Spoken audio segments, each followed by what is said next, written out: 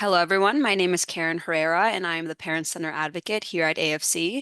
Presenting alongside me today is Kim Madden. Kim, if you want to introduce yourself. Sure, I'm Kim Madden. I'm the Director of Family Support. Thanks for coming. We do have a Q&A button that we'll be answering throughout the webinar, so please feel free to put your questions in there. And thanks for coming. You will also get a copy of the slides. We send them out. It usually takes a day or two to get them out to you. Perfect. Yeah. So today we will be talking or we'll be presenting on middle and high school admissions, on the middle and high school admissions process for students with disabilities. Um, But before we get into all of that, I want to give you all a brief overview as to who we are. AFC is an independent agency that protects the rights of all New York City students. We offer a variety of resources, starting with our helpline. Our helpline is open Monday through Thursday from 10 to 4. We have education specialists that are able to provide you with information regarding whatever educational matter you're calling about. We also offer free legal services to low-income families, guides and resources that are readily available on our website, workshops and trainings just like this one, and finally, policy advocacy and impact litigation. All right, so this is just a screenshot of what our website looks like. We have, again, a ton of resources and a ton of information. So if you want to stay updated, please, visit our website. If you have any interest in finding guides or tip sheets, you can go to the Find Resource tab. Or if you want to watch past webinars. Those are also in the Find Resource tab. If you'd like to send us a message or get in touch with us, you can go to the Get Help tab. And if you want to find out more information about AFC, you can just go through all the tabs on our website. All right, so for today's workshop, we're going to talk about how to apply, then the types of programs for middle school, high school, and charter, learning about schools, and finally, question and answers. We're going to leave room at the end for the Q&A. However, if you have any questions throughout the presentation, you can feel free to enter them in the Q&A section on the Zoom. And I also want to note that this presentation, there's a lot of hyperlinks embedded into it. So like Kim said at the beginning, we will be sending you all a copy of this presentation. So if there's anything that you're interested in, you will get a copy of this. All right, so these are just some overall school application facts. There are 400 plus middle and 400 plus high schools in New York City. New York City is a very large school district. You can search and apply for schools using My Schools. You can also, it's also important to note that schools use different admissions methods and priorities. And finally, students are automatically waitlisted at higher ranked schools. So most students apply to middle school in 5th grade and to high school in 8th grade. First-time ninth graders can also choose to go through this process again and apply for limited 10th grade seats. Schools listed on the regular application do not include, this is very important to note, do not include the specialized high schools or charter schools. Those have separate applications. Students can apply to multiple programs at the same school, which may increase their chances of getting in. We recommend putting at least 8 quality schools, which means, only apply to schools that you'd like your child to go to. The more schools students apply to, the better their chances of getting into a school. However, like I just said, students should never put down a school they don't want to go to. And you can apply using the My Schools website, and we'll talk about using My Schools later on too. All right, these are some very important dates to remember. So the middle school application opens up the 15th of October, tomorrow, and you must apply by the 12th of December. If you're interested in applying to, there's an asterisk next to December 12th because if you are interested in applying to Mark Twain or D21 talent test, the deadline is November 3rd, and then offers for middle schools will be made on the 15th of April. As for high schools, the application process opens the 7th of October. So it's already open and will close December 3rd, and students will receive an offer the 5th of March. If you are interested in your student applying to a specialized high school and taking the Shazat, the SHSAT, you must sign up by Halloween, October 31st, and the test will be offered in November. If you'd like to get more specific dates, they're on the website, but the test dates will be November 12th, November 16th and 17th, November 22nd and 23rd. And again, offers will be made the 5th of March. And finally, charter schools, you must apply by the 1st of April. So this is a screenshot of the My Schools website. So in addition to using My Schools to complete a student's school application, you can also use the My Schools directory to search for middle and high schools. You just scroll down to the Browse School directory and click Start Browsing. And again, we'll talk about this more later on. Oops. Oh yeah, and That's so well, those are sorry. just important tabs. All good. All right. So some things to think about when applying. Seats and demands. How high in demand is the school you're interested in? How many seats are they, or how many seats are available? Priority groups. Um, is there a wait list by lottery number? As well as chances of offer feature in the high school applications. This was new last year and is still being used this year. And if you want more information, you can just go to the enrollment help tab. Again, like I mentioned, there are a ton of hyperlinks in this presentation, so you can click on that enrollment help and it'll send you to the website. Okay, so this is an example of what it will look like for your student. We have blocked out for the privacy sake of the student we've used as an example. So when you click on profile to see the lottery number and grouping, this is what it'll look like. And then what is a random number? So a random number, the lottery number, is a long string of letters and numbers, which will be used in admissions to determine the order in which students are matched to schools during admissions. These numbers are sorted in numeric and then alphabetical order like this. So this is an example of what a number could look like. All right, so the process. So like I said, offers will be made in the spring. March for high school and April for middle schools. Your child's offer letter will include information about any programs where your child is waitlisted. They're automatically on the waitlist for programs listed higher on your child's application than the program where they got an offer. For example, if your child got an offer to their third choice program, they would automatically be on the waitlist for their first and second choice program. But if your child got an offer to their first choice program, they would not be on any waitlists. After offers are available, you can add your child to additional wait lists while they are open. And you can also use your My Schools account to see where your child is on any wait list. So you can check wait lists in real time. You can also use My Schools to add or remove your child from wait lists. All right, now we're getting into the middle school admissions process. So some middle schools have more than one program, such as a general education program or a dual language program. If you're interested in applying to more than one program at the same school, each program counts as a separate choice on your child's application. You can apply to as many programs as you'd like. All right, so families can list any New York City public middle school on their application. Just some things to keep in mind are zone schools will continue to prioritize zone students for seats. Most programs will also have a district priority, which means that seats will first be filled by students and residents of the district. If seats remain, students and residents from other districts will be considered. Many middle school students in New York City attend their zone school. If you have any zone school, your child has a priority to attend them. During the application period, you can log into My Schools to learn if your child has a zone school or zone schools. Your account will show the districts where your child can attend a district middle school program. Um, and so, yeah, so um, District programs are open to students in the district where your family is zoned for middle school, and when different in the district where your child goes to public elementary school. And then borough-wide programs are open to all students in a particular borough. And then finally, citywide school admissions pretty much means it's open to any New York City student.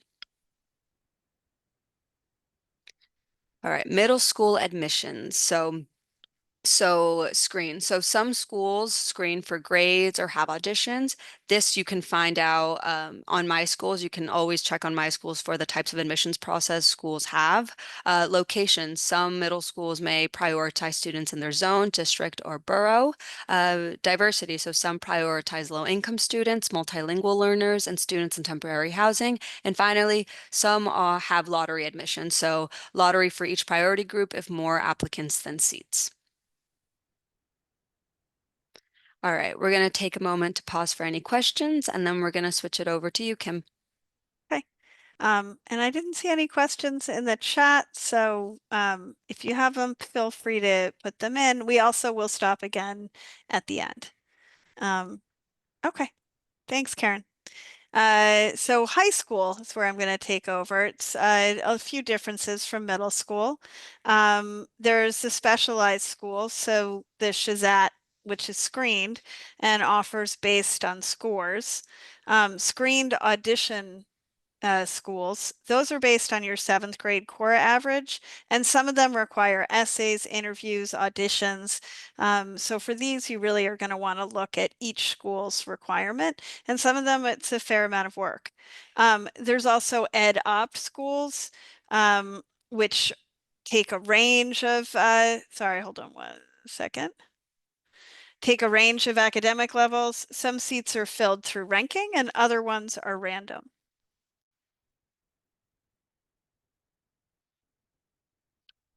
There's screened language schools, so these are for multilingual learners, and they consider how much time you've been in the United States, your language proficiency, and things like that. There's transfer schools, which are for students who are older and don't, are undercredited. They don't have a lot of credits. They're going to look at how old you are and the academic requirements. So you usually have to have a few credits and be over 17, but it varies by the school. And finally, there's zoned and open schools. If you live in a zoned area, you just apply. There's very few high schools that are zoned now. And open ones, they take anyone. It's a random ranking.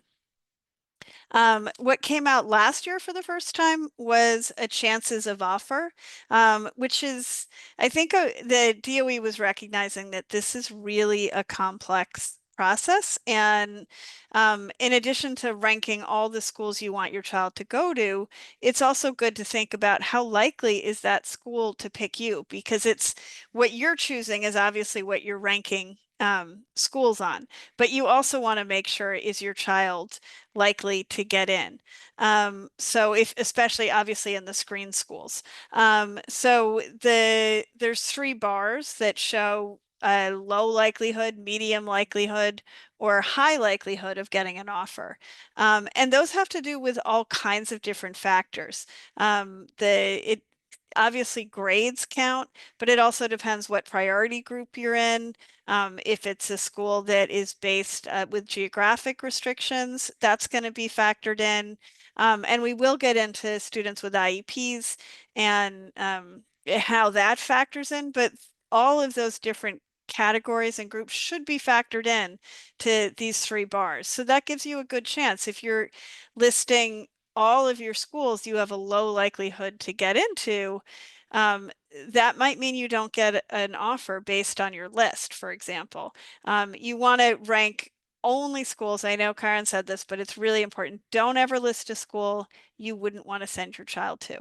Obviously, there's some you're more excited about than others, but don't list a school that you don't know or that you would be really unhappy with.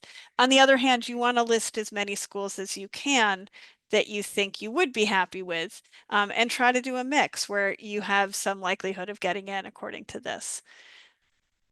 Um, and what this algorithm looks at is how many seats the program had, how many students applied to the program, and how many applicants there were per seat. So obviously, if it's very few seats, it's a very small school, then it is going to be more competitive if there's a lot of people applying for it than a competitive school that has a ton of seats. And from what we've heard last year, this worked pretty well. There were some snafus. I think it was Lab High School and Millennium both had too many seats. There was some screw up with the algorithm and it showed too many seats being open there. So it made them look like they were less competitive than they actually were. And that's unfortunate for parents that were trying to figure out how to rank things. But hopefully they will have figured that out for this year. And we didn't hear of any like massive, mistakes based on that. But it's just something that I think people were worried about. How was this going to work last year? And in general, it seems like it worked pretty well. So it just simplified the information so students and parents can have a more realistic sense as to what their odds are. Finally, charter schools, those applications are due April 1st. For the most part, you want to check charter schools can have some flexibility with that, but that is the typical deadline. And there's a link on here for the Charter School Center that has a lot of schools belong to, and you can get more information. So we're telling you all about how to apply in the different types of schools, but before you do your application, you really want to try to learn as much as you can about a school. I think most people are asking their friends, family, other parents. If it's a parent making the choice, students are asking, everyone they know. But to think about these different things of language, graduation rates, size and locations, admissions method, job training, accessibility, and sports and clubs. Now, some of these you might want to rank more highly. For example, sports and clubs, that can change every year. So unless a school is really well known for they have an amazing, swim team or something, then they're probably likely to still have that, and that could be important. But if you really like the idea that they have a chess club, they might not. So I would, try to look very closely at what is ongoing at a school and to just try to figure out what's important to you. Some kids really want to be in a much bigger school. Some students do better in a small school. It's not like there's one size fits all. It's making sure you're taking into consideration what's going to work for you. And you can look up some information online on my schools. This can be really helpful. Many schools have their own web pages too. And you can look up on Inside Schools, for example. There's different ways to try to find out more information about a school. Um, Okay, so here in the bottom, you can see that this school, Thurgood Marshall Academy, has a program, Social Change and Community Service. So that's a program you could click on here and find out more information. Um, this school for Baruch, for example, we are trying to show you here how likely it is that you would get in. You'll have a bar on this that's now individualized for you, but you can also see what categories they were looking at. So for example, for Baruch, which is a pretty competitive school, it was very competitive in general education. There were 28 applicants per seat for 93 seats. But for students with disabilities, there were 5 applicants per seat for 25 seats. So this is just something to take a look at. They also did have diversity in admissions at the school. Now, this is from a few years ago, so this does not mean that Baruch has these. This is an example of what you could look for. Okay, so screening methods, and this is where parents are spending a lot of time trying to understand how to get through these different hoops and help their children get through these hoops. For middle school, it's based on 4th grade scores. High school, it's based on 7th grade scores. Sometimes people think it's, 5th grade and 8th grade because that's when they're applying, but it's not. And it's different ranking groups based on the core class grades. So this is not about your grade in gym, for example. Audition schools, you have to prepare an audition, a vocal, a dance, art portfolio, and you apply online. Um, This varies by school. Some have virtual, some have in-person options, or might require in-person. So you're going to want to look for each school what their requirements are. For screened language, it's going to be based on your English proficiency and the specific language spoken at home. For continuing students, if you're in a K-8 or a 6-12 school, you're automatically guaranteed, regardless of how competitive the school is, of a seat continuing. So that's something you can, as long as you list that school on your application, you will be guaranteed a match. For zoned and geographic schools, you get priority or guarantee based on where you live. In high school, there is no district preference. Actually, I think that's wrong.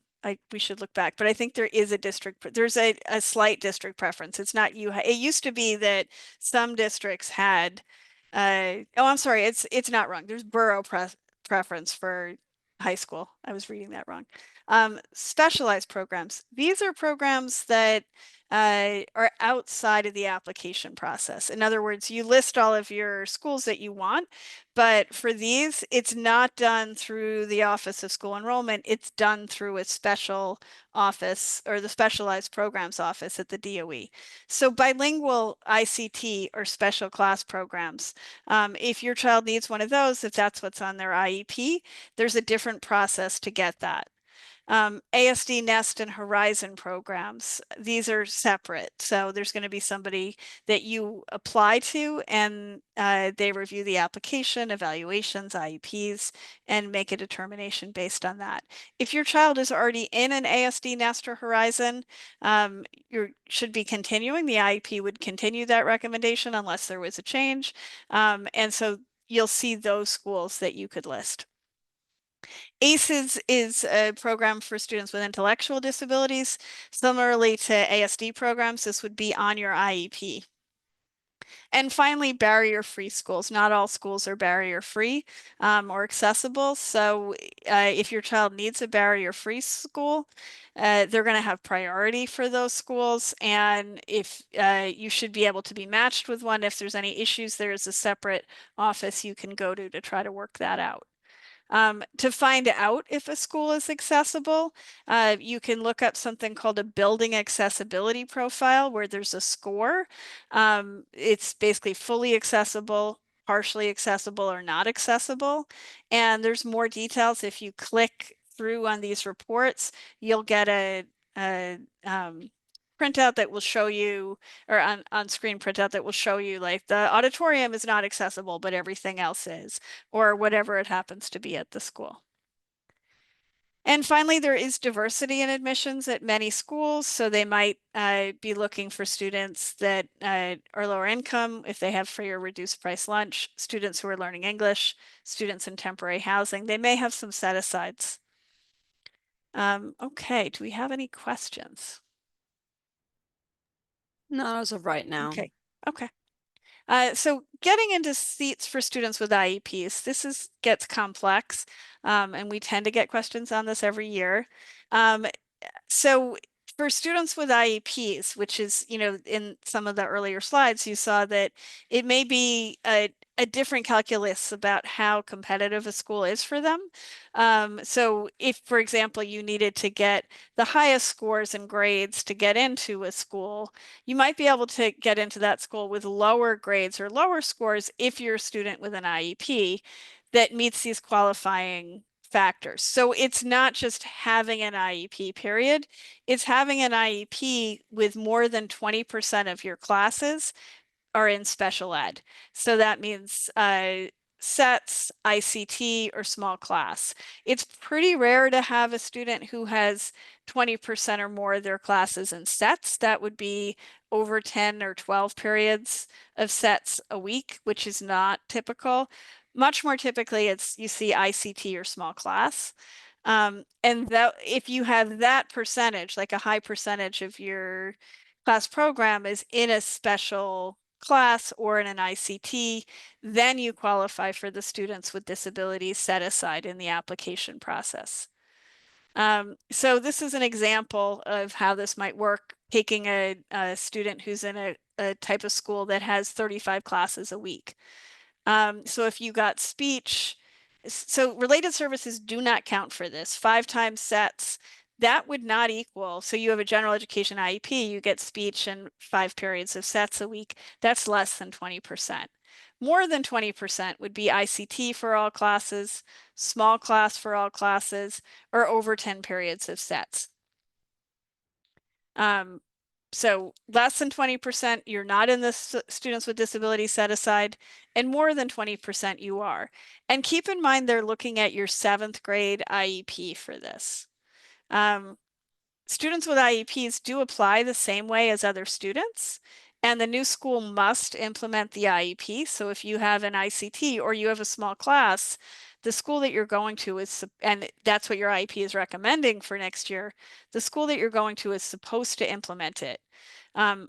If they want to change the IEP, it's supposed to be based on your students' needs, not on what the school has. But unfortunately, reality can be complicated, and we often are seeing situations where, especially in high school, there's very few high schools that have small classes in all subjects. They're often telling people, we don't do that here, or you need to switch to ICT and sets or something different.